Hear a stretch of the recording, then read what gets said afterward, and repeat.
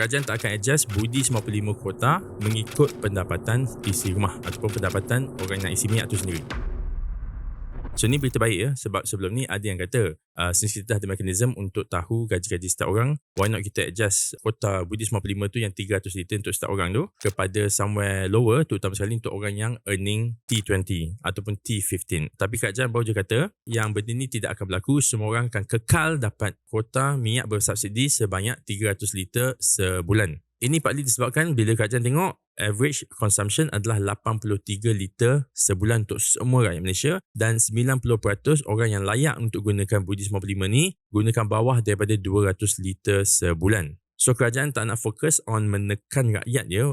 Kau income banyak, kau punya kuota sikit tak. Sebab yang banyak salah guna minyak RON 95 ni, yang bersubsidi ni adalah foreigners yang duduk sini, lepas tu dia isi minyak RON 95 dekat motor dia ke kat kereta dia, ataupun mereka-mereka yang tinggal dekat border pergi isi minyak banyak-banyak, lepas tu jual minyak tu over the border, terutama sekali dekat Thailand. Sebab harga minyak kereta di Thailand adalah mahal. So semua rakyat Malaysia tak perlu bimbang lah tentang korang punya budi 95 ni akan dipotong. Semua orang akan kekal dapat 300 liter sebulan for the foreseeable future.